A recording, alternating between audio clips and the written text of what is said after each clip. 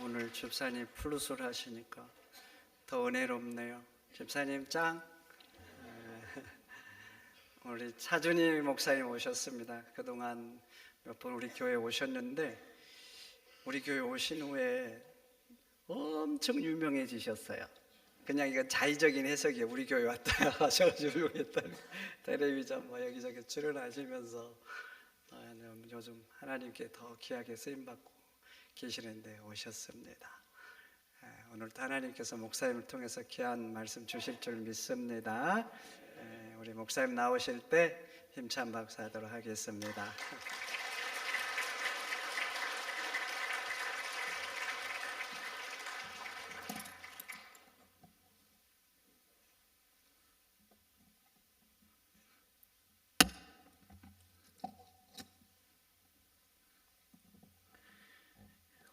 고략교회에서 붕괴하고 난 다음에 유명해진 거 맞아요? 여러분 반갑습니다. 자주 뵙게 돼서 반갑고요. 오늘은 그렇게 많이 모일 수 있는 날이 아닌데 제 스케줄에 맞춰주시는 바람에 이렇게 오게 되었습니다. 다음에는 더 좋은 스케줄, 적절한 날짜에 다시 뵐 수 있으면 더 좋을 것 같습니다. 오늘 말씀 제목은 뜻밖의 희망이라는 제목이고요. 축도할 때는 제가 구약 교수거든요. 그래서 히브리어 구약 축도를 하려고 합니다. 잘난 척 하려고 그런 건 아니고요. 설교 은혜 못 받으면 축도에 또 은혜 받는 분들이 있더라고요. 그래서 잘 기대해 주시고 후주해 주시는 분은 그때 딱 끝나면은 저기 축도 갔다 그러면 후주 바로 해 주셔야 돼요. 어느 교회는 안 하고 있더라고요.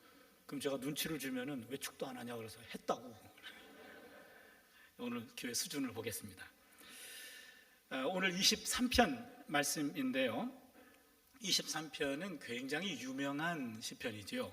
보통 성경을 암송할 때 23편이 넘버원으로 가장 많이 암송합니다. 그래서 23편 정도는 암송해 놔야 꼭 필요할 때가 있을 겁니다. 근데 너무 길어서 다 암송 어렵습니다. 그러면은 4절만이라도 암송을 해주세요. 내가 사망의 음침한 골짜기를 다닐지라도 해를 두려워하지 않을 것은 주께서 나와 함께 하심이라. 주의 지팡이와 막대기가 나를 안위하시나이다. 저것도 너무 길어요. 그러면은 주께서 나와 함께 하심이라. 그거 하나라도. 저는 거의 이거를 주께서 나와 함께 한다라는 말을 하루에 10번 이상 제가 주문같이 외우는 것 같아요. 그러면 굉장히 위로가 되고 힘이 됩니다. 독일의 철학자 임마누엘 칸트라는 분이 있습니다. 이분이 23편을 읽고 이렇게 코멘트를 남겼습니다. 내가 지금까지 읽었던 다른 모든 책들 중에서 성경의 이 말씀만큼 나에게 위로를 준 적은 없었다. 원래 유명한 말씀인데 유명한 사람이 이런 코멘트를 남겨서 더 유명해진 것이 23편입니다. 23편은 다윗의 시죠. 주전 1000년의 사람이죠. 주전 1000년과 기원 후 2000년, 3000년 동안 많은 신앙인들이 23편을 묵상하면서 굉장히 큰 에너지를 받게 됩니다. 왜 그러냐면 23편은 신뢰시입니다. 신뢰시라는 것은 감사시가 아닙니다. 문제가 해결되고 난 다음에 감사합니다. 내가 한때 사망의 음침한 골짜기를 걸어왔죠. 그게 아니고요. 사망의 음침한 골짜기 한 복판에 있을 때 부른 노래예요. 가장 힘들 때, 인생의 저점을 찍을 때 그때 부른 노래이기 때문에 23편이 우리에게 큰 위로가 됩니다. 1절을 보시면 야훼는 나의 목자시니 내게 부족함이 없으리로다. 여기 보시면 목자라는 말이 나오는데 고대 중동에서 목자라고 하는 것은 왕을 가리키는 말입니다. 그러니까 야훼는 나의 목자신이란 말은 야훼는 나의 왕이시니 그런 말인데 왕이 갖고 있는 이미지는 가장 중요한 게 두 가지입니다. 첫 번째는 강력한 통치자, 두 번째는 자비로운 통치자. 이거를 동시에 갖고 있는 겁니다. 강력한 통치자이면서 자비가 없으면 폭군이 됩니다. 또한 자비롭게만 하고 능력이 없으면 그것도 불편합니다. 그래서 목자, 왕이라는 것은 강력한 통치자이면서 또한 자비로운 통치자이십니다. 하나님은 그에게 속한 그를 따르는 백성들을 강력한 힘으로 보호하시고 자비로운 손길로 인도해 주십니다 라는 고백입니다. 그런데 나의 목자라고 되어 있습니다. 나의 목자라고 하는 이런 표현은 구약 성경에서 아주 독특한 케이스입니다. 보통 우리 목자라고 말합니다. 복수형을 쓰지 단수형 쓰지 않습니다. 나의 목자라는 것은 구약 성경 전체에 2번밖에 나오지 않는 독특한 표현이에요. 어떤 사람이 야훼는 나의 목자요 라고 하면 모든 사람들이 그 사람을 째려볼 거예요. 네 목자라고? 우리 목자는 아니야? 라고 째려봅니다. 그러니까 나의 목자라고 하는 말은 파격적인 고백입니다. 하나님과의 친밀한 관계를 강조하고 있는 거죠. 하나님에 대한 개인적인 확신을 보여주는 것이 나의 목자다라고 하는 말입니다.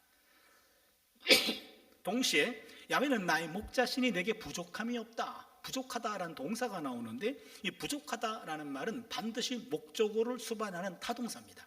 그리고 물이 부족하다, 양식이 부족하다 이런 식으로 목적어가 나와야 되는데 오늘 시편은 야훼는 나의 목자시니 내게 부족함이 없다 하면서 목적어가 생략됐어요. 목적어가 생략되면서 우리가 갖고 있는 모든 결핍들이 이 안에 다 들어가게 됩니다. 만약에 도둑들이 모인 자리에서 도둑질하지 마세요 하면은 모든 도둑이 뜨끔합니다. 그런데 다이아몬드를 도둑질하지 마세요 라고 하면 다이아몬드 도둑만 뜨끔하고 나머지 도둑은 자유롭습니다. 저런 나쁜 놈 어떻게 비싼 걸 도둑질하나. 그렇죠? 목적어가 생략되면서 모든 사람들을 다 포괄하는 것. 그러게 의도적으로 오늘 시인은 야훼는 나의 목자시니 내게 부족함이 없다 하면서 목적어를 생략해버립니다. 그러게 야훼는 나의 목자시니 내게 부족함이 없다. 내가 결핍 때 느끼는 그 모든 것들도 결핍하지 않는다라는 말이죠.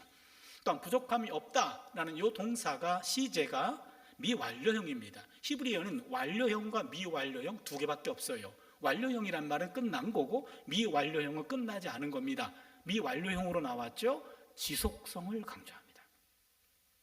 그러게 야훼는 나의 목자시니 내게 부족함이 없다라는 말은 목자이신 하나님 덕분에 그동안 정말 부족함이 없었으며 지금도 부족함이 없으며 앞으로도 부족함이 없을 것입니다 라는 과거와 현재와 미래 시제를 모두 포괄하고 있습니다. 우리는 보통 과거에 대해서는요 원망해요. 현재에 대해서는요 불평해요. 미래에 대해서는요 불안해해요. 이게 보통 사람들의 성품이죠. 하나의 느끼는 일반적인 태도입니다. 과거는 원망, 현재는 불평, 미래는 불안. 그런데 오늘의 시인은 내게 부족함이 없다라는 표현 속에서 과거에 대해서는 감사하고요, 현재에 대해서는 자족하고요, 미래에 대해서는 확신을 표현하고 있습니다. 저는 이것이 너무 멋있어요.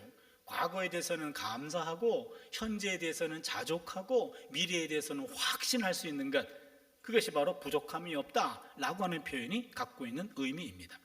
왜 부족함이 없는가? 2절을 보면 그가 나를 푸른 풀밭에 누이시며 쉴 만한 물가로 인도하시는도다. 하나님이 나를 2곳으로 인도하기 때문에 그렇습니다. 첫 번째는 푸른 풀밭으로 인도하시고 두 번째는 쉴 만한 물가로 인도하십니다. 2곳으로 인도하시는데 첫 번째 푸른 풀밭이라고 할 때 풀밭이라고 하는 단어에는 푸른이라는 색감이 들어가 있습니다. 그런데 앞에 푸른이라는 또 다른 색감이 강조되고 있어요. 그러면은 푸르디 푸른, 아주 싱싱한 이상적인 목초지를 말합니다. 그러게 하나님이 나를 아주 이상적인 목초지로 누이시며 쉴만한 물가, 쉴만한 물가라는 말의 반대말은 그것은 급류를 말합니다. 급하게 흐르는 시냇가. 이스라엘은요 겨울에만 비가 옵니다. 봄, 여름에는 비가 없어요. 그렇기 때문에 겨울에만 시내가 형성됩니다. 그래서 겨울에 형성되는 시내는 급류를 이룹니다. 그리고 여름이 되면 말라붙어 버리죠. 그러기에 겨울에 형성된 그 급류에 만약에 양 한 마리가 그 대열을 벗어나서 목이 마르다고 그 급류에 머리를 담갔다가는 그 양은 물 한 방울만 먹고 그 물이 양을 먹어버릴 거예요. 위험합니다. 그러기에 목자는 반드시 급류가 아니라 쉴 만한 물가, 잔잔히 흐르는 물가입니다. 고여있는 물이 아닙니다. 흐르는 물입니다. 그것도 잔잔히 흐르는 물, 쉴 만한 물가로 인도하기 때문에 그렇습니다. 그런데 이스라엘의 지리와 기후적 조건 하에서 푸른 목초지와 쉴만한 물가가 함께 있는 것은 매우 드뭅니다. 그러기에 목자는 자신의 양떼를 위해서 아주 특별한 장소로 푸르디 푸른 풀밭과 쉴만한 잔잔히 흐르는 물가로 그를 인도하는 겁니다. 특별한 보살핌을 표현해주고 있습니다. 3절을 보시면 내 영혼을 소생시키시고 자기 이름을 위하여 의의 길로 인도하시는도다. 여기 영혼이라는 말은 히브리 말로 네페시라고 그러는데, 이 네페시라고 하는 말은 인간의 육체와 떨어져 있는 영혼, 소울, 스피릿, 그게 아니고요. 구약의 네페시라고 하는 영혼이라고 하는 말은 생명이 자리하고 있는 곳, 생명 그 자체, 시인의 생명력을 소생시키시고 북돋아 주시고 그런 말이에요. 생기를 북돋아 주는 겁니다. 생명력을 북돋아 주는 거예요. 여러분, 아무리 먹을 것이 많고 아무리 시간이 많고 아무런 문제가 없어도 생기가 없으면 삶의 의욕을 느끼지 못하죠. 그래 여기서는 내 영혼이라고 하는 말은 생기를 말합니다. 생명력을 소생시키시고 의의 길로 인도한대요. 의의 길이라고 하는 단어도 이 길이라는 단어가 독특한 단어입니다. 의의 길이라고 하는 것은 의로운 길인데, 길이라고 하는 단어가 보통 쓰는 단어는 데렉이라고 하는 히브리어인데, 그 데렉이라고 하는 것은 많은 사람들이 지나다니는 곳을 말합니다. 그런데 마갈이라고 하는 독특한 단어를 썼어요. 마갈이라고 하는 것은 행로라고 하는 뜻을 갖고 있고 그냥 마차가 지나간 길이에요. 사람이 다니는 길이 아니라 마차가 길이 없어서 마차가 한번 지나간 길, 그 마차 자국이 있는 것, 그 행로입니다. 그렇다면은 요 의의 길이라고 할 때 요 길이라는 단어를 통해서 우리가 알 수 있는 것은 의의 길은 아무나 막 가는 넓고 편안한 길이 아니에요. 의의 길은 사람들이 다니지 않는 외롭고 좁은 길입니다. 하나님의 인도하는 의의 길은 올바른 길입니다. 동시에 올바른 길이기 때문에 많은 사람들이 외면하는 좁은 길이기도 합니다. 하나님이 인도하는 길은 좁은 길입니다. 그래서 그 길은 외로운 길입니다. 그리고 올바른 길이에요. 더 중요한 것은 하나님이 함께 하시는 길입니다. 그럼 왜 하나님이 내 영혼을 소생시키시고 의의 길로 인도할까요?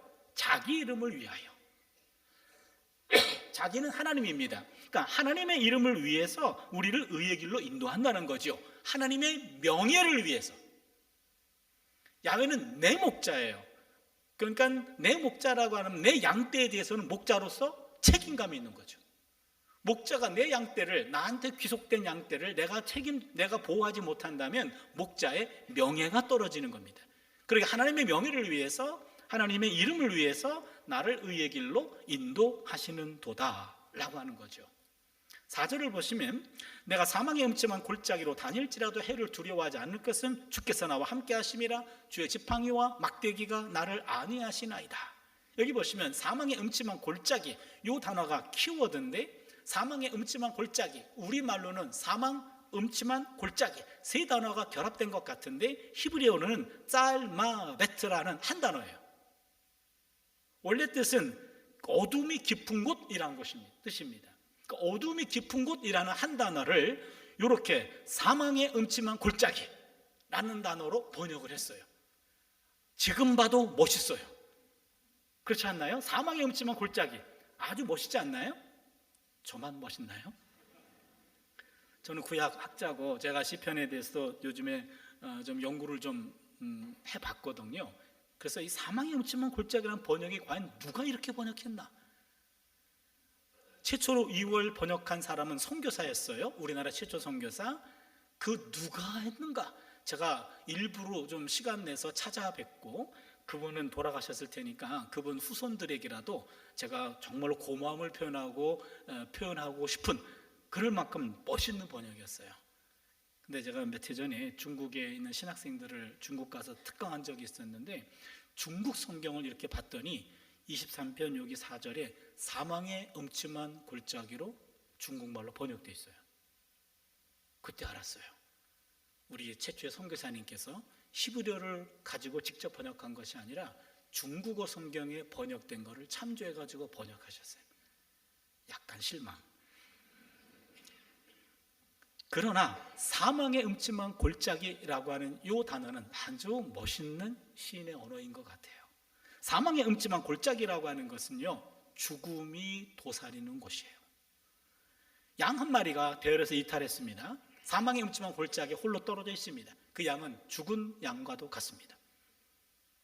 그 양은 짐승들이 와서 물어가든지 도적대가 뺏어가든지 그 양은 이미 죽은 목숨과도 같습니다. 그런데 사망의 음침한 골짜기로 다닐지라도 해를 두려워하지 않을 것은 주께서 나와 함께 하심이라, 하나님이 나와 함께 합니다 라는 이 고백 속에서 이 시인은 두려워하지 않고 있어요. 주의 지팡이와 막대기가 나를 안위하시나이다. 목자들은 양떼를 키울 때 반드시 두 가지 도구를 항상 휴대하게 되어 있습니다. 첫 번째는 막대기인데요, 이 막대기라고 하는 것은 무기입니다. 무기로서 몽둥이를 가리킵니다. 이것은 보통 단단한 나무나 쇠로 만들어진 짤막한 곤봉 같은 무기입니다. 나무로 만들었을 경우에는 끝에다가 못을 박기도 해요. 그게 짤막한 몽둥이입니다. 이런 몽둥이는 무기인데 짐승들이 오거나 도적대가 올 때 그들을 퇴치하는, 쫓아낼 때 쓰는 무기입니다. 그러기에 사무엘상 17장 43절을 보시면 블레셋 사람이 다윗에게 이르되 네가 나를 개로 여기고 막대기를 가지고 내게 나와왔느냐 하고 그의 신들의 이름으로 다윗을 저주하고, 다윗이 목동이었는데 전쟁터에 갔을 때 칼이나 창을 가져가지 않았고 익숙한 도구였던 막대기를 가지고 나간 겁니다. 그러자 블레셋 장수가 네가 나를 짐승으로 보냐 라고 하면서 핀찬, 이렇게 조롱하는 말이 바로 이 단어인데, 이 막대기입니다. 무기입니다. 또 하나는 지팡이입니다. 지팡이는 이렇게 손 쪽이 굽어 있는 곳이죠. 이 지팡이는, 이것은 인도용입니다. 인도용. 막대기는 보호용이고, 그리고 지팡이는 인도용입니다. 지팡이는 철저히 양떼들을 위해서만 씁니다. 양들이 때를 따라 조금 대열에서 벗어나는 양이 있어요. 꼭 삐딱한 양들이 있잖아요. 벗어납니다. 그러면 그때 목동은요, 쫓아가가지고 그때 막대기를 쓰면 안 됩니다. 내 이놈 푹 하면은 그 양 돌아가십니다. 조금 이탈했다고 돌아가시는 거예요. 그때는 지팡이를 씁니다. 지팡이로 손 쪽으로 고개를 이렇게 낚아채가지고 너는 왜 맨날 그 모양이냐 하면서 낚아채요. 이게 뜨는 게 지팡이입니다. 그리고 양들이 털이 많아가지고 서로 엉겨붙을 때가 있어요. 그러면은요, 성질이 나쁜 양도 있거든요. 물론 다 성질이 나빠요. 그럴 때는요. 그럴 때는 서로 으르렁거리고 물어뜯고 싸워요. 그럴 때는 지팡이를 가지고 가운데다가 두고 쓱쓱 싹싹 하면서 서로를 갈라놓을 때 툭툭 치고 툭툭 치면서 좋은 말로 할 때 떨어져라 할 때 둘을 분리시킬 때 지팡이를 씁니다. 웅덩이에 빠져가지고 헤어나오지를 못해요. 그때 엉덩이에 집어넣고 올릴 때도 지팡이를 씁니다. 이런 식으로 지팡이를 씁니다. 지팡이는 인도용이고 막대기는 보호용이에요. 두 가지 도구를 딱 가지고 있으면 양들이 그거를 볼 때마다 안위하시나이다. 여기 보시면 주의 지팡이와 막대기가 나를 안위하시나이다. 안위한다라는 말은, 이 말은 불안에 떠는 자들이나 고난당하는 자들을 안심시킨다, 용기를 준다, 힘을 준다라는 뜻입니다.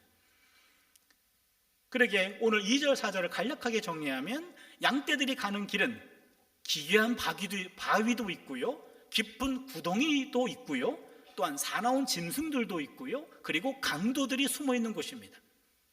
우리가 사는 삶과 크게 다르지 않아요. 목자는 이러한 길에서 양떼와 동행하십니다.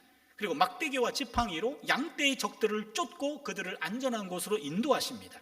양떼들은 목자의 막대기와 목자의 지팡이를 보면서 용기와 신뢰를 갖게 됩니다.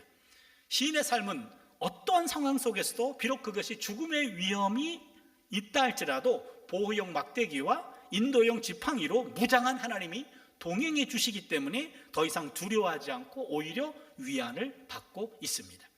5절을 보시면 주께서 내 원수의 목전에서 내게 상을 차려주시고 기름을 내 머리에 부으셨으니 내 잔이 넘치나이다.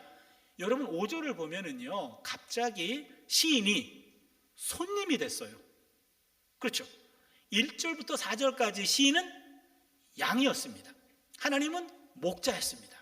그런데 5절에 와가지고 신분이 급상됐어요. 손님이 됐어요. 하나님은 주인이 됐습니다. 그래서 하나님이 주인으로서 나를 초대해 주신 거죠. 이게 굉장히 중요합니다. 왜냐하면 구약의 손님들은 주인이 보호하게 되어 있습니다. 손님들을 보호하지 못한 주인은 명예가 실추되고 수치와 부끄러움 속에서 평생을 살아야 됩니다. 구약의 손님 접대법은 굉장히 중요합니다. 창세기 19장에 보시면요, 소돔 성 얘기가 나오죠. 롯의 집에 손님이 들어오죠. 그때 소돔 사람들이 그 집을 에워쌌죠. 그 손님을 내어내라, 우리가 그와 상관하리라 하면서 소돔 사람들이 때로 몰려와서 위협합니다. 그때 롯이 어떻게 합니까? 8절에 보면 이 사람들은 내 집에 들어왔은즉 이 사람들에게는 아무 일도 저지르지 말라 하면서 이 사람들은 내 손님이야, 그러니 건드리지 마시오. 그렇다면 내 두 딸을 내어줄 테니 당신들이 내 두 딸을 마음대로 하시고 이 손님들은 건드리지 마시오, 이렇게 얘기한 겁니다. 저는 딸만 둘이 있는데요, 우리 두 딸들과 우연히 이 성경을 같이 본 적이 있어요. 그랬더니 애들이 날 째려보면서 아빠는 어떡할 거야? 그러는 거예요. 그래서 왜 그랬더니 아빠는 이런 상황 오면 어떡할 거야? 그러는 거예요. 어떡하다니, 나는 손님을 내쫓지 너희들을 보호하고. 역시 우리 아빠야 그랬어요. 그러나 구약시대에서는 그러면 안 돼요. 구약에서는 내 손님을 지켜내지 못한 주인은 그 지역사회에서 더 이상 머무를 수 없어요. 수치스러운 사람이고 의무를 저버린 사람이에요. 그렇기 때문에 이 당시로서는 손님을 주인은 내 생명과도 같이 보호해 주어야 내가 이후의 생명을 유지할 수가 있어요. 그러니 오늘 시인은 쫓기는 양이었는데 이제는 하나님이 손님으로 받아들인 겁니다. 원수의 목전에서. 그럼 원수들이 딱 보는 순간, 아니 하나님이 손님 취급했네, 하나님이 주인이네. 그런데 주인인 하나님이 내게 상을 차려주셨어요. 기름을 내 머리에 부으셨어요. 잔이 넘쳤습니다. 융숭한 접대를 하고 있어요. 그러니 원수들은 더 이상 추적을 할 수 없습니다. 추적을 멈출 수밖에 없죠. 원수들이 보는 앞에서 나를 주인, 손님으로 삼아주신 하나님을 여기서 바라보고 있는 겁니다. 6절을 보시면 내 평생의 선하심과 인자하심이 반드시 나를 따르리니 내가 야훼의 집에 영원히 살리로다. 여기 보시면 또 한 번 신분이 바뀝니다. 이제는 손님이 아니라 가족이 되네요. 잠시 머무는 손님이 아니라 내가 야훼의 집에 영원히 살리로다. 영원히 모아 거주하는 가족이 됩니다. 1절부터 4절은 양이었습니다. 5절에서는 손님이었습니다. 6절에서는 가족이 됩니다. 그런데 내 평생의 선하심과 인자하심, 선하심은 토브, 인자하심은 헤세드. 토브와 헤세드는 하나님의 성품입니다. 그러기에 하나님을 뜻하기도 합니다. 하나님의 선하심과 인자하심이 반드시 나를 따르리니, 따르리니라는 말은 원어가 추적하다예요. 그러니까 지금까지는 원수들이 나를 뒤에서 추적했습니다. 그런데 원수들의 추적은 하나님이 나를 손님으로 인정하는 순간 추적은 멈췄습니다. 그리고 뒤에 추적하던 그 자리에 누가 메꿉니까? 하나님의 선하심과 인자하심이에요. 하나님이 내 뒤에서 나를 백업해 주는 거죠. 하나님이 나를 경호해 주는 겁니다. 더 이상 나를 추적하는 것들은 멈췄고 하나님이 내 뒤에서 마치 경호원 같이 나를 에워싸 주는 것. 그래서 내 평생의 선하심과 인자하심이 반드시 나를 따르리니 내가 야훼의 집에 영원히 살리로다. 이 고백이 너무나 멋있어요. 동물에서 손님으로, 손님에서 가족으로 이렇게 변해가는 모습을 보면서 이 노래는 사망의 음침한 골짜기 한 복판에 있을 때 부른 노래이기 때문에 더 은혜가 되는 거죠. 우리는 여기서 두 가지 메시지를 함께 나눠보려고 합니다. 첫 번째 메시지는요, 현재의 고난 속에서도 미래의 영광을 바라볼 수 있어요. 현재의 고난 속에서도 미래의 영광을 바라볼 수 있어요. 오늘 13편의 시인은 감사시가 아니라 그랬죠. 이것은 신뢰시입니다. 문제가 해결되고 난 다음에 뒤돌아보면서 한때 내가 사망의 음침한 골짜기에 있었지, 그걸 돌아보는 게 아니고요, 지금 사망의 음침한 골짜기 한 복판에 있는 겁니다. 시인은 현재 불안에 떨고 있습니다. 고난당하고 있습니다. 하나님의 위로가 절실한 그런 상태에 놓여 있습니다. 원수에게 쫓기고 있습니다. 죽음의 위협에 노출되어 있습니다. 그러나 시인이 서 있는 그 자리가 비참한 고난의 현장이라고 할 수 있는데, 사망의 음침한 골짜기라고 할 수 있는데, 사망의 음침한 골짜기 한 복판에서도 주께서 나와 함께 하심입니다 라고 하면서 해를 두려워하지 않는다 라고 말해요. 현재의 고난 속에서 미래의 구원을 바라보면서 확신에 찬 노래를 부르고 있는 거죠. 시인은 현재 사실 부족합니다. 그러나 믿음의 눈으로 보면 부족하지 않고 앞으로도 부족하지 않습니다 라는 고백을 하고 있는 거예요. 현재의 고난 속에서 미래의 영광을 앞당겨 보고 있습니다. 왜 가능합니다? 주께서 나와 함께 하시기 때문에 그런 거죠. 이것이 신앙인의 모습입니다. 참 신앙인은 현재의 고난이 미래에 나타날 영광과 비교할 수 없다라고 하는 것을 깨닫고 늘 이런 고백을 합니다. 로마서 8장 18절입니다. 생각하건대 현재의 고난은 장차 우리에게 나타날 영광과 비교할 수 없도다, 이겁니다. 고난 속에서도 희망을 가진 사람은 행복의 주인공이 됩니다. 고난에 굴복하고 희망을 품지 못하는 사람은 비극의 주인공이 됩니다. 고난 속에서도 그 안에서도 주께서 나와 함께 한다 라고 하는 그 한 단어, 요거를 마음에 품는다면 고난의 현장이 다른 모습으로 보일 수도 있어요. 제가 8살 때 교통사고를 당했어요. 초등학교 입학하고 며칠 있다가 엄마 손잡고 학교에서 오다가 8차선이었는데 우리 그 당시에는 전차가 있어가지고요, 제가 바뀌기 전에 손을 놓치고 튀어간 것 같아요. 그래서 튀어들어가는 바람에 전차하고 버스하고 중간에 저 혼자 꼈어요. 그래서 오른발을 내밀었는데 버스가 지나가는 바람에 오른쪽 발이 절단됐어요. 그 자리에서 굉장히 죽을 뻔했는데요. 그리고 실려가가지고 세브란스 병원, 신촌 세브란스 병원에 실려가가지고 나머지 절단 수술하고 지금은 의족을 착용하고 있는데요. 1년 가까운 기간 동안 병원에 있었습니다. 교회에서 신방 와주시고 그러면은 예배 드리고 그럴 때는 기분이 참 좋았던 것 같아요. 그런데 저희 어머니랑 단둘이 있는 때가 많았거든요. 단둘이 있을 때마다 거의 제 어머니가 입버릇처럼 하신 말씀이 있어요. 우리 둘이 같이 죽자. 이 말씀을 자주 하셨어요. 우리 둘이 같이 죽자. 그럴 때마다 제가 이렇게 얘기했어요. 엄마, 그렇게 죽고 싶으면 혼자 돌아가시라고. 내가 인생 8년밖에 안 살았는데 앞으로 반바지 안 입고 수영장만 안 가면 되는데 그것 때문에 내가 왜 죽냐고 혼자 돌아가시라 그랬어요. 지금 생각해도 멋있는 고백인 것 같아요. 저희 어머니는 지금도 이 교통사고 얘기를 못 끝내게 하셔요. 그리고 저를 볼 때마다 늘 미안해 하셔요. 그리고 이 사고가 일어난 게 충정로역이에요. 그 근처에 지금도 못 가셔요. 근데 저희는 몇 년 전에 그 옆으로 이사를 갔어요. 그래서 우리 딸들하고 일주일에 한 번씩 롯데마트 거기에 이렇게 일주일치 먹을 식량을 매주 가거든요. 식량을 사러. 그때마다 야, 저기가 어딘지 아냐? 알아. 뭔데? 아빠 다친 곳이잖아. 그래, 아빠 다친 곳이야. 그런데 아빠가 살아난 곳이기도 해. 나를 주어로 놓으면 나는 내가 다친 곳이야. 근데 하나님을 주어로 놓으면 하나님이 살린 곳이기도 해. 그렇잖아요. 너희들은 저기가 성지야. 만약에 그때 하나님이 날 데려가셨으면 너희들은 잊지도 않아. 감사해야 돼. 그런 식으로 가끔 얘기하거든요. 동일한 장소입니다. 그러나 나를 주어로 놓으면 내가 다친 곳이에요. 그러나 하나님을 주어로 놓으면 하나님이 살린 곳이기도 하잖아요. 저는 그것을 볼 때마다 가슴이 뭉클해지곤 해요. 저희 어머니 권사님인데 제가 권사님 좀 제발 좀 믿음을 좀 가지세요. 왜 이렇게 그러시냐고.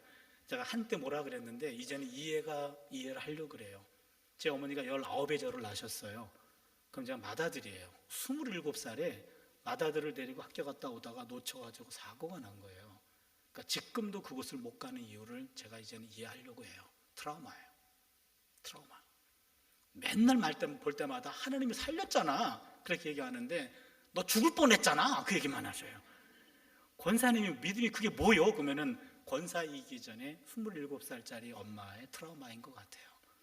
그건 내가 이해하기로 했어요. 여러분, 믿음이 있는 사람은요, 문제 부닥쳤을 때 문제만 보지 않고요, 문제를 해결해 주시는 하나님도 바라봐요. 믿음이 없는 사람은 문제 앞에서 문제만 봐요.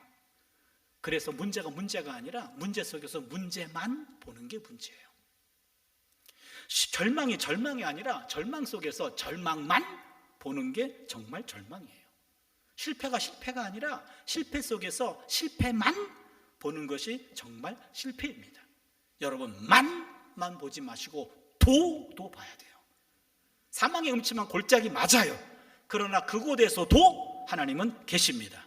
현재 고난 속에서도 미래 영광을 선취하며 고난 중에서도 웃으며 즐거워할 수 있는 것, 이게 바로 신앙인의 참 모습입니다. 미래에 다가올 영광을 현재 여기서 미리 맛보고 느낄 수 있다면 현재 고난은 더 이상 고난만은 아닐 겁니다. 두 번째 메시지입니다. 그래서 희망을 버리는 것, 그것은 죄악이고 불신앙입니다. 희망을 버리는 것은 죄악이에요. 불신앙입니다. 누군가는 말합니다. 희망을 갖는 사람에게만 존재한다. 또한 희망이 있다고 믿는 사람에게는 희망이 있고, 희망 같은 것은 없다고 생각하는 사람에게는 실제로도 희망은 없다. 중국의 작가인 루신이라는 분이 이런 글을 남겼습니다. 희망은 본래 있다고도 할 수 없고 없다고도 할 수 없다. 그것은 마치 땅 위의 길과 같은 것이다. 본래 땅 위에는 길이 없었다. 걸어가는 사람이 많아지면 그것이 곧 길이 되는 것이다. 희망의 길은 주어진 것이라기보다는 스스로 만들어가는 겁니다. 희망의 길은 보이지 않는 길을 믿음으로 바라보는 믿음의 길입니다. 여러분, 미래를 뜻하는 라틴어가 두 단어가 있어요. 하나는 futurum, 하나는 adventus. futurum, adventus. 따라하고 싶은 충동을 느끼죠? 한번 따라해 주세요. futurum, adventus. futurum은 F-U-T-U-R-U-M, futurum 그대로 읽어요. adventus는 A-D-V-E-N-T-U-S, adventus. 어떤 뜻이냐면 futurum은 예측 가능한 미래, adventus는 뜻밖의 미래. futurum은 내부에서 시작합니다. adventus는 외부에서 도래합니다. 미래라고 하는 것은 현재의 futurum은 현재의 원인으로 충분히 설명할 수 있는, 현재가 품고 있고 현재가 나올 수 있는 예측 가능한 미래, 그게 futurum이에요. 그런데 adventus는 하나님의 약속 성취로 시공 바깥에서 오고 있는 겁니다. 그러니까 미래라는 것은 나한테 출발한 미래가 있고 하나님 쪽에서 출발한 미래가 있다는 거예요. 미래는 나를 통해 기대가 되는 futurum의 미래가 있고, 하나님 쪽에서 오고 있는 adventus의 미래가 있다라고 하는 거죠. 몰트만이라는 유명한 신학자가 있는데, 희망의 신학이라는 책에서 낙관과 희망을 구분합니다. 낙관, 희망. 낙관, 희망, 긍정적인 기대예요. 좋은 말입니다. 그런데 낙관은 과거나 현재에 미리 잠재되어 있다가 미래에 나타나는 좋은 것, 그 낙관을 몰트만은 futurum과 연결했습니다. 낙관은 futurum이다. 그러니까 현재 예측할 수 있는 좋은 것, 낙관이에요. 예측 가능한 미래, 낙관입니다. 그러나 희망은 달라요. 희망은 외부에서 오는 겁니다. 하나님으로부터 우리에게 주어지는 좋은 것과 관련됩니다. 몰트만은 이것을 아드벤투스라고 얘기했습니다. 새로운 것을 선물로 받는다라는 의미가 아드벤투스예요. 하나님으로부터 선물로 좋은 것을 받으리라는 기대, 요게 희망이라는 겁니다. 희망은 뜻밖의 미래를 응시하는 거죠. 희망은 나에게서 출발하는 것이 아니라 하나님 쪽에서 오고 있는 것을 바라보는 것, 그게 희망이라는 거죠. 그게 아드벤투스의 희망이라는 겁니다. 희망은 낙관이 아닙니다. 낙관은 희망할 수 있는 것에 대한 희망입니다. 하지만 희망은 눈에 보이는 것과 다른 무언가를 상상할 수 있는 능력입니다. 희망은 언제나 희망조차 불가능한 것과 결합합니다. 그래서 우리는 이성으로 절망해도 의지로 낙관해야 하며 신앙으로 희망을 붙잡아야 됩니다. 신앙으로만 붙잡을 수 있는 게 희망이에요. 이성으로는 가질 수 있는 것은 낙관 정도입니다. 그러나 믿음이 있다면, 신앙이 있다면 나에게서 오는 것이 아니라 미래로부터 다가오고 있는 희망, 없다고 한 사람에겐 없어요. 있다고 한 사람에겐 있어요. 믿음의 눈으로 보면 있습니다. 미래로부터 다가오고 있는 희망을 놓치지 말아야 합니다. 한 사람 얘기를 하고 말씀을 마치겠습니다. 한 흑인 이야기입니다. 그 사람은 1964년 공권력에 의해서, 무지막한 공권력에 의해서 사회로부터 완전히 격리가 되었고 종신형을 선고받았습니다. 세상과 완전히 떨어진 섬에 유배되어 섬 감옥소에 처박혔습니다. 세상과의 소통은 6개월에 한 번 정도 면회와 편지 한 통이 전부였습니다. 감옥은 어두웠습니다. 물이 줄줄 흐르는 벽과 벽 사이에는 3걸음밖에 안 됐고 누우면 머리와 다리가 닿을 만큼 좁았습니다. 변기는 찌그러진 양동이 하나였습니다. 이 간수들은 아주 모질고 사악했는데 걸핏하면 그를 끌어다가 고문하고 술 취한 날에는 심한 매질과 견딜 수 없는 모욕을 주었습니다. 그가 감옥에 갇히자 가족들은 정부의 폭거로 집을 빼앗겼습니다. 흑인 게토로 쫓겨났습니다. 게다가 그는 감옥살이 4년째 되는 때 어머니가 돌아가셨고 5년째 되는 때 아들이 교통사고로 숨졌습니다. 장례식에 참여하지 못한 것은 물론입니다. 그런 가운데 무심한 세월이 흘렀습니다. 감옥생활 14년째 되는 해 어느 날 14년 만에 보는 큰딸이 결혼해서 딸을 안고 면회를 왔습니다. 아빠, 이 아이 이름은 지어두셨지요? 14년 만에 만난 아빠에게 편지로 딸 이름을 지어달라고 했던 모양이에요. 말없이 꼬질꼬질하고 지저분한 옷 포켓에서 작은 종이 쪽지 하나를 딸에게 건너주었습니다. 그 딸이 그 쪽지를 펴봤습니다. 그리고는 복받쳐 울었어요. 그 종이 쪽지에 적혀져 있는 이름은 아즈위였습니다. 아즈위, 우리말로 하면 희망이란 단어예요. 희망.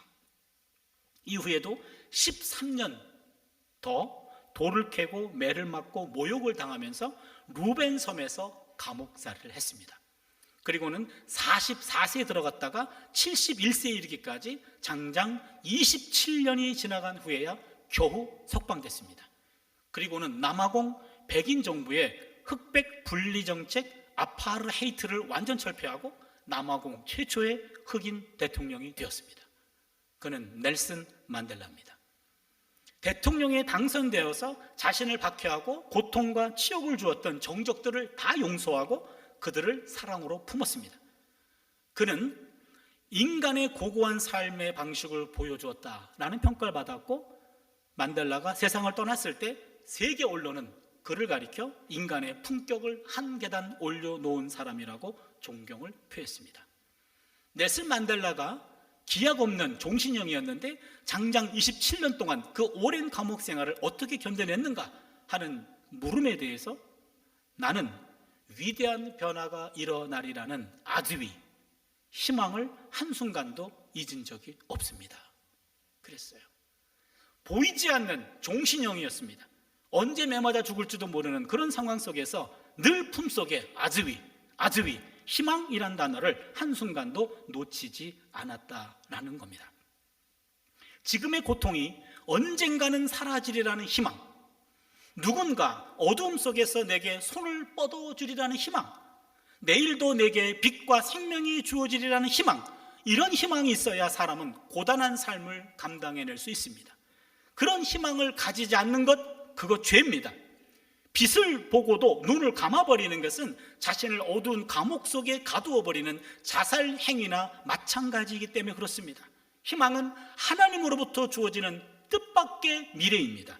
보이지 않는 희망을 보는 것, 요게 신앙입니다. 그래서 희망을 버리는 것은 죄악이고 불신앙입니다.